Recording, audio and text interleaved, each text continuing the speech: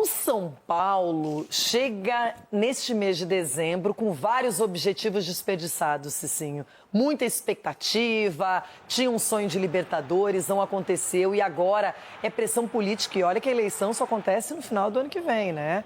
Então, eu não sei o que vai acontecer. O São Paulo precisa abrir o olho nesse sentido, mas ainda tem uma chance de G8. Renata, deixar bem claro para o torcedor são paulino, não é que torce contra, mas se você for analisar friamente esse ano do São Paulo, a melhor coisa foi o São Paulo ter sido desclassificado, a melhor coisa foi ter o São Paulo tomado 6, sabe por quê? Porque imagine se o São Paulo chega numa final contra o Flamengo, elimina um Palmeiras, o problema do São Paulo administrativo vai continuar, então você vai estar maquiando o que estão fazendo de errado com o São Paulo. Então, quando acontece essas coisas com o São Paulo, aí vem tudo à tona e o torcedor vê a má administração, vê as questões das contratações precipitadas, então você acaba escancarando que o São Paulo está uma várzea, o São Paulo está uma terra de ninguém. Isso? E é exatamente isso que está acontecendo. Você vê um ex-diretor dando uma entrevista falando, eu ganhei, nós empatamos e vocês perderam. Essa foi a notícia que ele transmitiu. Você vê o presidente falando que o Morumbi não tinha condições de jogar. Teria condições. E não adianta achar que está punindo o torcedor jogando lá na Vila Belmiro. Não está punindo o São Paulo, porque o São Paulo precisa de dinheiro. Isso, jogar São na Paulo Vila precisa de dinheiro. mas só que o público é menor. Respeitando a O público é menor. Tô falando Vai em jogar em termos de outro lugar, público. Xixi. Vai jogar Tô falando na em termos Vila de público. Se você joga no Morumbi, você pode colocar mais torcedores, então é mais gente. Então, assim, isso demonstra o amadorismo da diretoria. E ainda bem. E assim, se o São Paulo classificar para pré-Libertadores, é o quê? É uma buzina de avião, não vai servir para nada, porque não vai passar. Prêmio de consolação. Não vai passar de fase, não vai, porque assim, a punição no futebol para má administração e para tentar enganar, o futebol pune, Edu. Sim. A gente sabe, o futebol pune, então não adianta torcer por isso. Por isso, São Paulo, entra em campo e ajuda o Inter. Louco, quer que entrega? Não. É assim, não tem como torcer para as coisas dar Então certo. vocês vão quando tá entregar tudo o jogo errado do pro lado de Inter. fora. Vai entregar o jogo pro Inter. Vai, o Inter ganha o jogo. Como é que é Tudo isso? errado do lado de Engraçado, fora. você acabou de falar que era pro Corinthians não jogar tudo contra o Fortaleza, agora tá criticando o outro, acabou de falar que não falei isso. Eu falei que eu queria ver o Félix Torres em campo. Eu falei que eu queria ver o Kaká em campo, porque é hora de reformular. Agora o Xixi tá falando de entregar o jogo.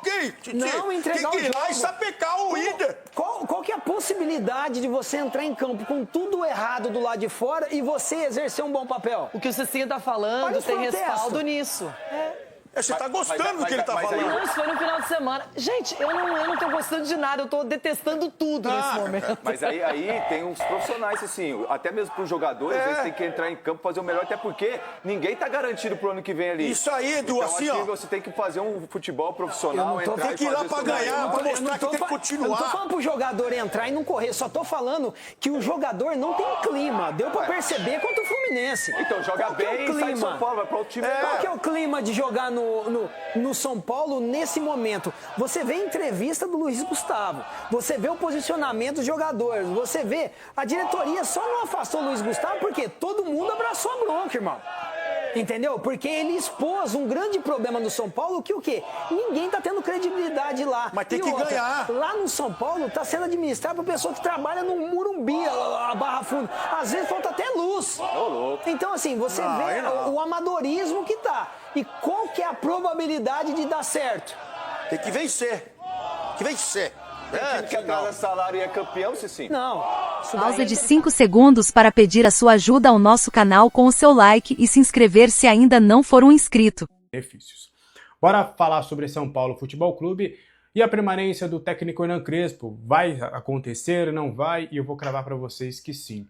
Depois de tudo o que aconteceu e que vem acontecendo nas últimas semanas, sobre algumas entrevistas do Crespo mais bravo, mais chateado, vários rumores sobre essa situação, pude entrar em contato com uma pessoa muito importante, próxima, que trabalha com o técnico Hernan Crespo, tive um longo papo com essa pessoa, e essa pessoa me afirmou, me trouxe alguns bastidores importantes, como o de mais cedo que a gente trouxe, que o Crespo vai cobrar reforços, mas o Crespo permanecerá no clube. O Crespo, ele entende que tem muitos problemas a serem resolvidos de dentro do clube, que a relação dele com a diretoria, mesmo essa nova, tem sido muito positiva. Ele tem um bom relacionamento com o Rui Costa, com o Márcio Calomagno, com o Muricy Ramalho e com o presidente Júlio Casares. O problema não é relacionamento entre essas partes, mas existem algumas questões que o Crespo quer que sejam sanados para a próxima temporada, e do ponto de vista do Crespo, de acordo com o que eu conversei com essa pessoa, esses pedidos estão sendo bem atendidos e bem vistos pela diretoria.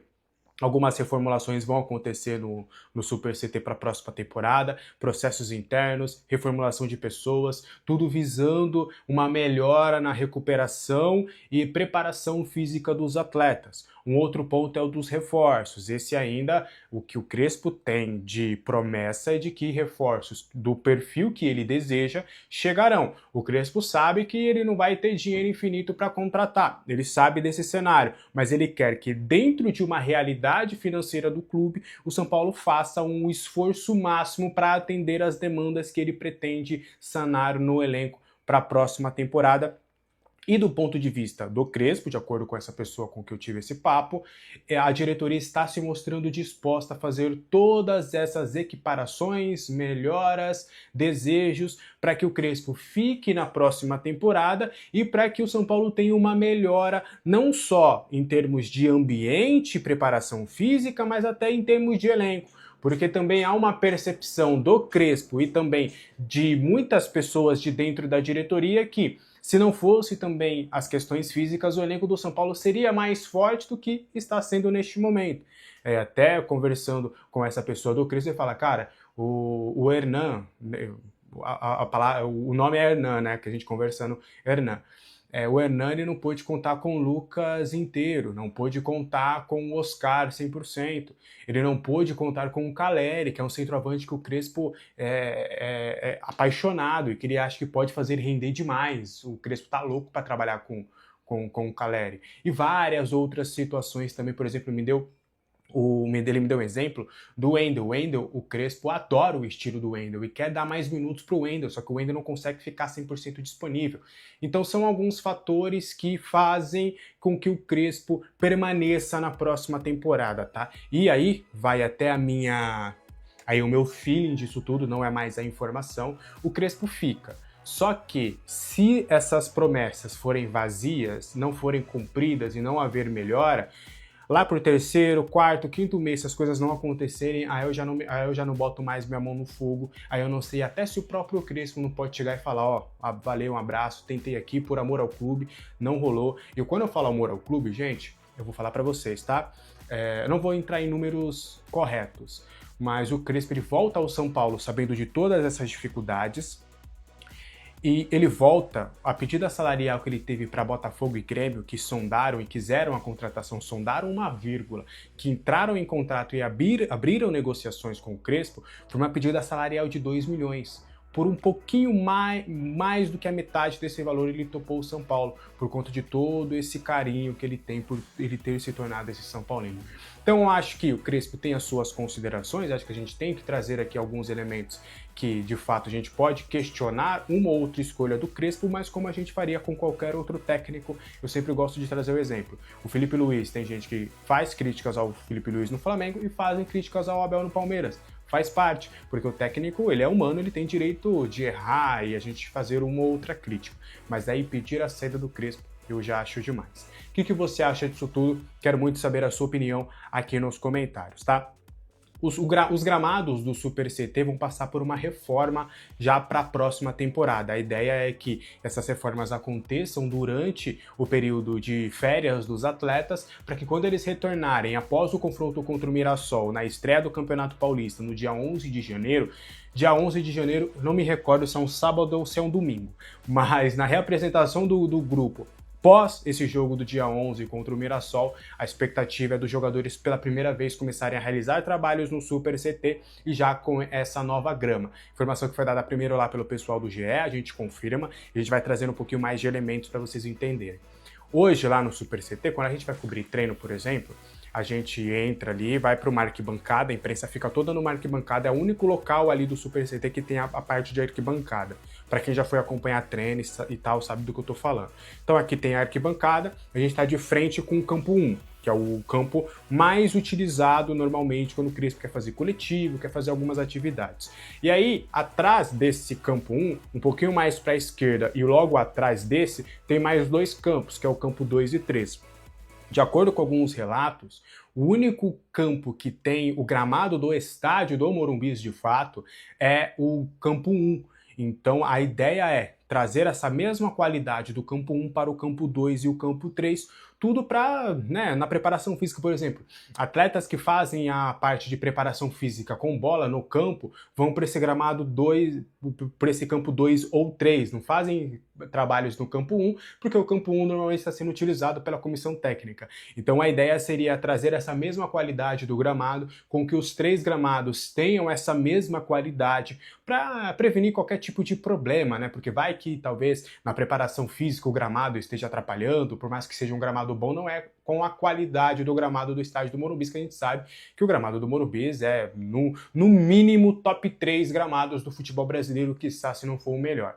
Então a ideia é, na volta dos atletas, os atletas eles vão tirar férias após o confronto contra o Vitória, no dia 3 se reapresentam em Cotia, ficam por lá uma semana, ficam do dia 3 ao dia 10 de janeiro treinando, de Cotia vão para Mirassol, fazer o confronto contra o Mirassol no dia 11, e aí só depois desse primeiro jogo que eles vão se reapresentar ali no Super CT e já fazer a utilização. A ideia é nesse retorno que todas as reformas de gramado, de um ambulatório de recuperação física, a nova reforma que vai acontecer, com os novos profissionais, que tudo isso já esteja muito bem estabelecido com esse retorno dos atletas. O que você acha disso tudo? Quero muito saber aí a sua opinião nos comentários.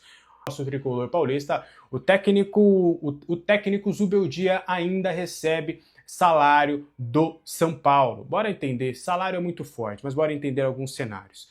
O Zubeldia, quando ele sai, e a gente contou essa história para vocês, primeiro no vestiário ele fala que quer sair, ele fala que não aguenta mais, ele pede demissão, mas não de uma maneira oficial. E aí depois o São Paulo tenta apaziguar, consegue ali dar uma tranquilizada no Zubeldia, o Zubeldia vai lá para a Argentina, tirar um pouquinho, um período de folga, porque o São Paulo tinha a pausa do Super Mundial de Clubes, e aí depois o São Paulo decide pela saída, tentou ali entrar em um comum acordo com o Zubeldia ali para de fato, ele abrisse mão ali de uma quantia, algo nesse sentido, o que não rolou. Houve um acordo para pagar os 3 milhões. 3 milhões equivale ao valor da multa porque são referentes a 3 salários. A comissão técnica custava ao São Paulo algo em torno de 1 milhão de reais por mês. E aí, com esses 3, o São Paulo entrou em um acordo com o Zubeldia, demorou inclusive para entrar com esse acordo, num período de parcelamento. Então o São Paulo pagará a integridade desses 3 milhões, só que de uma maneira esticada. O São Paulo, ao invés de pagar no ato esses 3 milhões, entrou em um acordo com o Zubeldia para fazer ali algumas boas parcelas para poder entrar em um acordo com o treinador, que pouco tempo depois,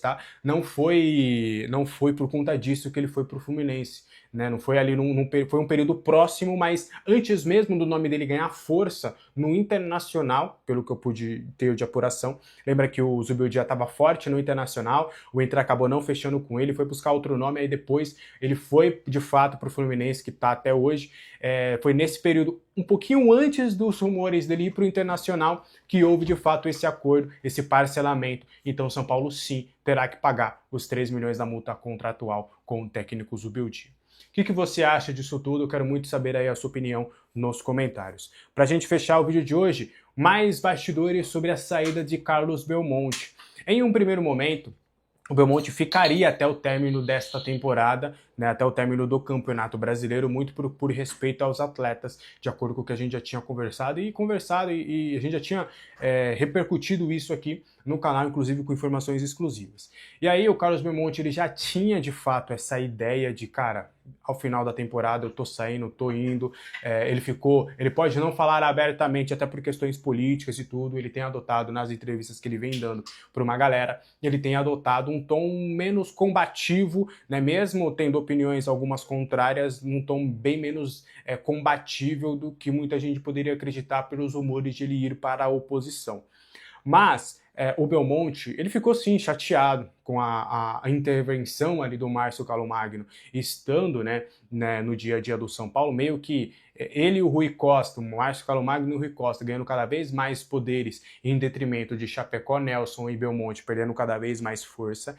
E aí eles já tinham ali os três estipulado, vamos sair ao término da temporada. Acabou o jogo contra o Vitória, a gente entrega os nossos cargos e a gente vai seguir a nossa vida. Só que por conta de tudo que aconteceu contra o Fluminense, do que eu tenho de informação, até foi um colega que me deu a cal, e aí depois eu fui apurar com mais detalhes e confirmei, o Chapecó foi o primeiro a mostrar esse descontentamento e falou, eu não vou ficar mais, não dá mais pra mim, é melhor a gente pegar o barco. E aí o Nelson e o Belmonte, que são parceiros do Chapecó, os três são muito parceiros nesse sentido, eles tomaram essa decisão de os três saírem em conjunto.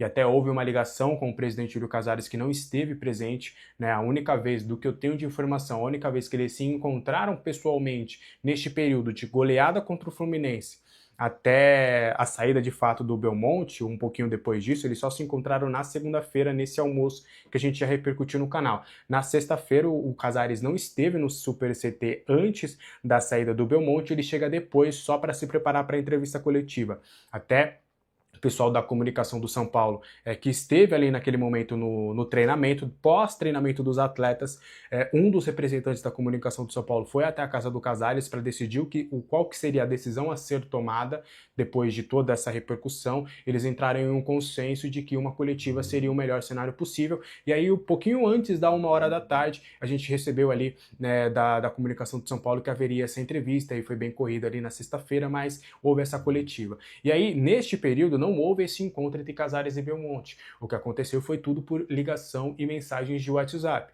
E aí, depois de toda essa repercussão, com o final de semana passando, aí sim eles se encontraram pessoalmente na segunda-feira, bateram esse papo no almoço e meio que deixaram uma trégua, pelo menos momentânea, muito por conta, para não deixar esses bastidores do São Paulo ainda mais efervescentes na política do clube, atrapalhando o elenco, atrapalhando a comissão técnica, mas a tendência é que em março as coisas já comecem a reesquentar novamente, visando aí a campanha eleitoral na próxima temporada. O que você acha disso tudo? Quero muito saber a sua opinião nos comentários. Esse foi o vídeo de hoje, espero que você tenha gostado. Qualquer dúvida, comentários estão abertos. Conto com o seu like, com o seu hype e você... Aonde, hein? Vai ser no Morumbi, não? Não, eu já desisto, né? O São Paulo não joga em casa há um mês. Não existe isso. Qual time que não... ou que está ainda disputando alguma coisa, ou eventualmente o 8º lugar, não joga na sua casa há um mês? Não tem, né? São Paulo está largado. Não tem a menor perspectiva. A sorte do Inter é que é o São Paulo. Se o Inter fosse jogar contra qualquer outro time fora de casa, talvez menos o Sport. O Sport é Juventude. Até o Juventude tem rivalidade. O Juventude tem rivalidade, né? Tem alguma coisa ali e tal. Qualquer outro jogo seria mais difícil para o Inter do que o São Paulo na Vila. E ainda tem uma arbitragem que você parece que não gostou, né? Aí tem uma coisa até, eu acho meio estranho, sinceramente, acho meio estranho. O árbitro escalado por esse, acho estranho mesmo. O Bruno Arleu foi escalado pela terceira vez para um jogo do São Paulo pós a eliminação da Libertadores, São Paulo como mandante. Ele apitou contra o Ceará, foram poucos jogos como mandante depois da eliminação da Libertadores. Ele apitou contra o Ceará imediatamente após a eliminação, apitou contra o Bragantino e vai apitar contra o Inter. Ele é um árbitro que ficou conhecido como o árbitro que evitou a quebra do tabu Itaquera. Você lembra disso ou não? Dando um pênalti do Rafinha lá. Naquele ano o São Paulo cancelou o Bruno Arleu. O cara é escalado em todo o jogo do São Paulo. E, aliás, ele marcou o pênalti contra o Ceará, né? Pro Ceará, depois voltou atrás, marcou o pênalti contra o Bragantino e vai apitar o jogo mais importante da rodada. Não pode ter árbitro paulista ou gaúcho no jogo. Tá. O Alex Stefano, o Davi Lacerda, qualquer outro árbitro mais capacitado podia ser escalado nesse jogo. Me estranha muito essa escala. Não é que estranha pouco. Me estranha muito essa escala. Mas como no São Paulo ninguém estranha nada, acho que eles nem sabem quem é o árbitro que vai apitar o jogo. Acho estranha a escala do Bruno Arleu pela enésima vez apitando o jogo do mesmo time. Aliás, era ele, o São Paulo e Bragantino também já tinha sido na Vila. Acho que ele está morando lá em Santos para apitar jogos do São Paulo. Muito bem. Bom, o Carlos Belmonte acaba de sair da direção lá do São Paulo. Saiu, falou que não concordava com algumas coisas, mas ele foi saído, na verdade, né? Mas ele ficou lá o ano inteiro, tem dado algumas entrevistas aí, falando que o São Paulo tem que investir, esse negócio está errado, ele apertar cinto e tudo mais. Esse é outro ponto para a gente debater mais adiante, em outro dia.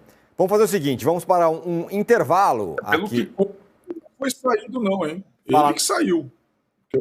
Isso, ele que saiu, claro. Ele não foi saído não. Casares, para demitir alguém, olha, para afastar alguém, Bom, duro, difícil. Talvez também tenha feito o que poderia ter feito antes, já que ele não concordava desde janeiro com as diretrizes, ele ficou lá 11 meses no São Paulo, enfim. Exatamente.